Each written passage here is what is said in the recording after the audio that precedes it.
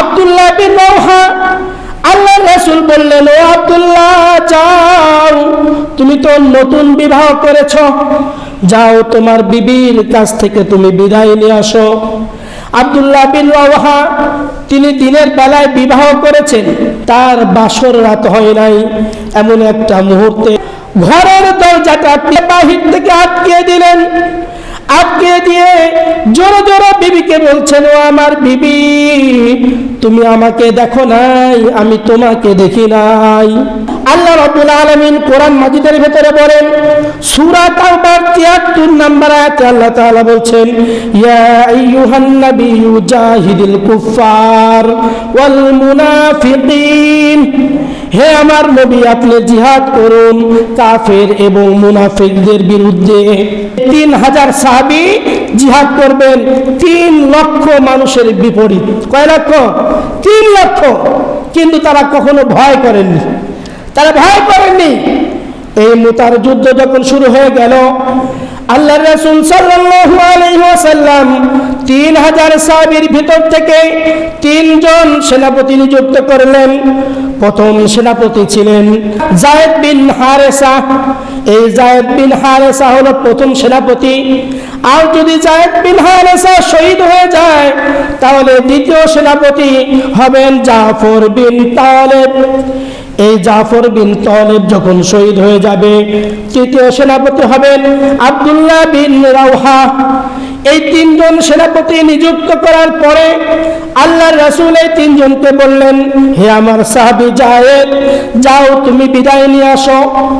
যায়েদ যখন তার ঘরে বিদায় নেওয়ার জন্য গেল, বিদায় নেওয়ার জন্য গিয়ে তার পরিবারকে বলছে, ও আমার বিবি,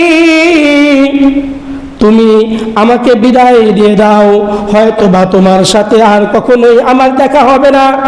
আল্লাহর রাসূল সাল্লাল্লাহু আলাইহি ওয়াসাল্লাম আমাকে জিহাদে যাওয়ার জন্য বলেছেন, আর ওই জিহাদে আমাকে শহীদ হব এই কথাটা বলে দিয়েছেন।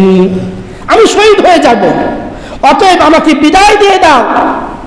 বিবি কান্না জড়িত কণ্ঠে বলছেন, ও আমার স্বামী, আপনি আজকে বিদায় নেবেন, কিন্তু আপনার একটা সন্তান আছে, যেই সন্তানের নাম হলো ওসামা। এই ছোট্ট সন্তানকে নিয়ে আমি কি করব? আপনি তো জিহাদ করতে চলে যাবেন, আপনি তো শহীদ হয়ে যাবেন। তখন যায়েদ বললেন, হে আমার বিবি, আমার সন্তানকে দেখবে আল্লাহ। ইসলাম বলেছে যুদ্ধ করতে হবে, আর কোনো কথা নাই। এবার দ্বিতীয় সেনাপতি জাফর বিন তালেবকে আল্লাহর রাসূল বললেন, হে জাফর বিন তালেব, যাও তুমি তোমার পরিবারের কাছ থেকে বিদায় নিয়ে আসো। জাফর বিন তালেব বাড়িতে যখন গেলেন, বাড়িতে ঢুকার সাথে সাথেই তিনি কোরআনের আওয়াজ শুনতে পেলেন। তার বিবি পবিত্র কোরআনুল মাজিদ তেলাওয়াত করছে। ঘরে ঢুকে তার বিবিকে বললেন, বিবি, কিছুক্ষণের জন্য তোমার কোরআন পড়াটা বন্ধ করো, আমি তোমার সাথে কিছু গুরুত্বপূর্ণ কথা বলবো।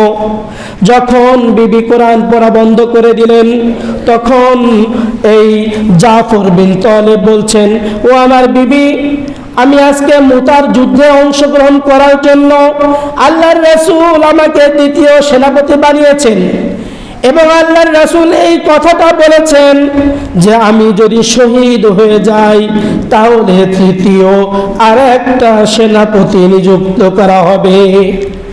তার মানে আমি এই যুদ্ধে যাব, কিন্তু আর ফিরত আসবো না।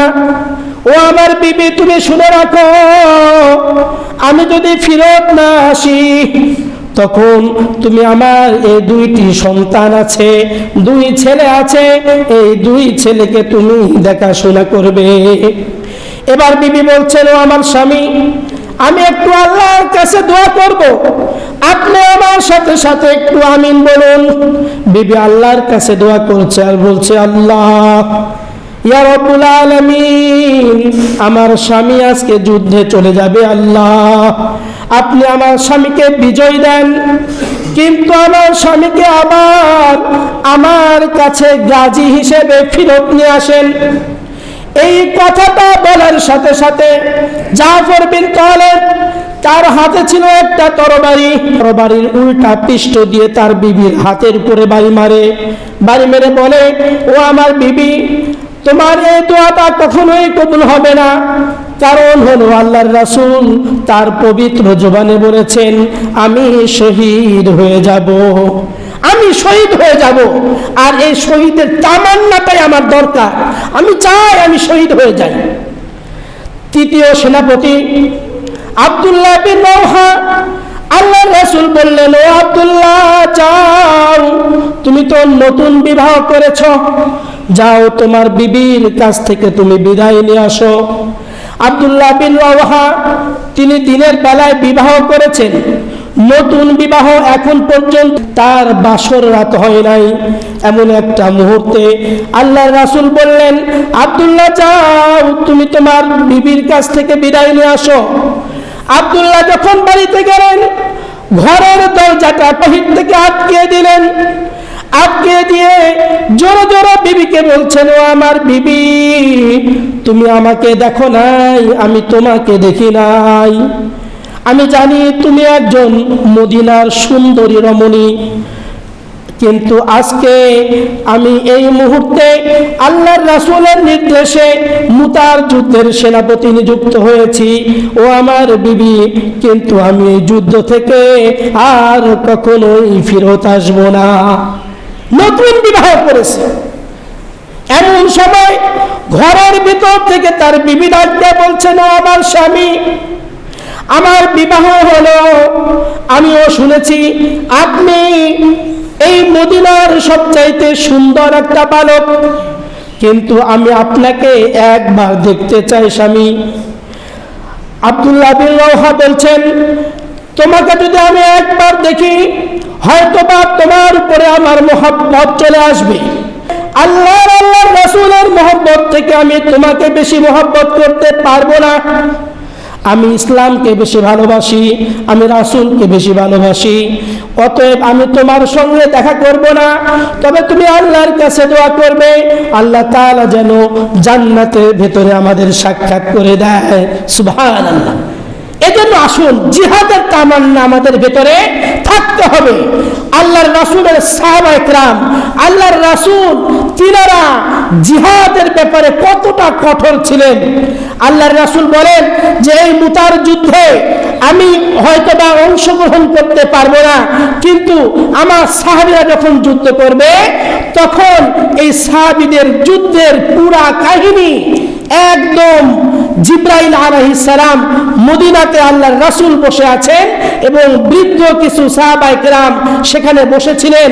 আল্লাহর রাসূলের সামনে আয়নার মতো একদম ভিডিও আল্লাহর রাসূলের কাছে জিবরাইল দেখাচ্ছেন। এই মুতার যুদ্ধ যখন শুরু হয়ে গেল, যুদ্ধ চলতেছে, যুদ্ধ চলার মাঝেই হঠাৎ করে আল্লাহর রাসূলের সেই ভবিষ্যৎবাণী, আল্লাহর রাসূল বলেছিলেন প্রথম সেনাপতি যায়েদ সে শহীদ হয়ে যাবে, দ্বিতীয় সেনাপতি জাফর সেও শহীদ হয়ে যাবে, তৃতীয় সেনাপতি হলো আব্দুল্লাহ বিন রাওহা সেও শহীদ হয়ে যাবে। এই কথাটা বাস্তব রূপ নিল। যুদ্ধ চলতেছে, আল্লাহর রাসূল সাহাবীদেরকে বলতেছেন, ও আমার সাহাবীরা, তোমরা তো দেখতে পাচ্ছ না, আমি ওই যে মুতার যুদ্ধ দেখতে পাচ্ছি, এই যে এই মাত্র আমার ছেলে যায়েদ বিন হারেসা এই মাত্র শহীদ হয়ে গেল। এমন সময় ইসলামের ঝান্ডা হাতে নিলেন জাফর বিন তালেব। জাফর বিন তালেব যখন ইসলামের ঝান্ডাটা হাতে নিয়েছেন, হাতে নিয়ে যুদ্ধ করতে করতে হঠাৎ করে একজন কাফের এসে তার এই ডান হাতের উপরে একটা তরবারি দিয়ে একটা আঘাত করলো। আঘাত করার সাথে সাথে তার ডান হাত অর্ধেক কেটে গেছে আর ঝুলতেছে। এমন সময় জাফর ইবনে তালেব তার ডান হাতটাকে বাম পায়ের নিচে নিয়ে তিনি একটা জোরে একটা টান দিয়ে তার হাতটাকে ছিঁড়ে ফেললেন। ছিঁড়ার পরে তার ইসলামের পতাকাটা বাম হাতে নিয়েছেন। এইগুলি আল্লাহর রাসূল সাল্লাল্লাহু আলাইহি ওয়াসাল্লাম দেখছেন। বাম হাতে যখন নিলেন, বাম হাতে নেওয়ার পর আবার একটা কাফের এসে বাম হাতের উপরে তরবারি দিয়ে আঘাত করলো। বাম হাতটা যখন কেটে গেল, এবার তরবারিটা ফেলে দিয়ে ইসলামের ঝান্ডাটা তিনি মুখে কামড়ে ধরেছেন। মুখে কামড় দিয়ে ধরে নিচে যখন পড়ে গেলেন, সাহাবায়ে কেরাম তারা দূর থেকে দেখছে, ইসলামের পতাকা দেখা যায় না। হয়তোবা ইসলামের পতাকা বাহনকারী যে সেনাপতি ছিল, সেই সেনাপতি শহীদ হয়ে গেছে। এমন টাইমে তৃতীয় সেনাপতি আব্দুল্লাহ ইবনে রাওহা তিনি দৌড় দিয়ে এসে জাফর ইবনে তালেবের কাছে যখন আসলেন, এসে দেখেন তিনি তার মুখের দাঁত দিয়ে ওই ইসলামের পতাকার ওই লাঠিটা ধরে আছেন, কিন্তু জান চলে গেছে, জান চলে গেছে, শহীদ হয়ে গেছেন। এমন টাইমে আব্দুল্লাহ ইবনে রাওহা এসে ওই ঝান্ডাটা যখন ছিটকে নিতে চাইল, কিন্তু দেখা যাচ্ছে জাফর বিন তালেব তার ওই মুখ দিয়ে কামড় দেওয়া ওই ঝান্ডাটা ছাড়তেছে না। জান নাই কিন্তু ছাড়ে না, যতই টানে ছাড়ে না। এবার আব্দুল্লাহ ইবনে রাওহা জাফরের কানের কাছে এসে বলছেন, ও জাফর, আমি কোন কাফের তোমার ঝান্ডাটা নিচ্ছি না, আমি হলাম রাসূলের দেওয়া তৃতীয় সেনাপতি, আমার নাম হলো আব্দুল্লাহ ইবনে রাওহা, আমি নিচ্ছি, আমাকে তুমি তোমার ঝান্ডাটা দাও, ইসলামের ঝান্ডাটা দাও। তখন আব্দুল্লাহ ইবনে রাওহার কথা শুনে জাফর ইবনে তালেব তার মুখটাকে ছেড়ে দিলেন। এজন্যই আল্লাহ তাআলা বলেন, ওয়ালা নাকুলু লিমান ইউকতালু ফি সাবিলিল্লাহি আমওয়াত বাল আহইয়াউ ওয়ালাকিন লা তাশউরুন। তোমরা যাদেরকে যারা যুদ্ধ করে তাদেরকে তোমরা মৃত বলো, আসলে তারা মৃত নয়, বাল আহইয়াউ ওয়ালাকিন লা তাশউরুন। যখন আব্দুল্লাহ ইবনে রাওহা তার ঝান্ডাটা যখন নিয়ে নিল, নেওয়ার পর তিনিও শহীদ হয়ে গেলেন। চতুর্থ সেনাপতি তিনি ছিলেন খালিদ ইবনে ওয়ালিদ। এই খালিদ ইবনে ওয়ালিদের যুদ্ধের মাধ্যমে 3000 সাহাবী 3 লক্ষের কাছে জয় হয়ে গেল।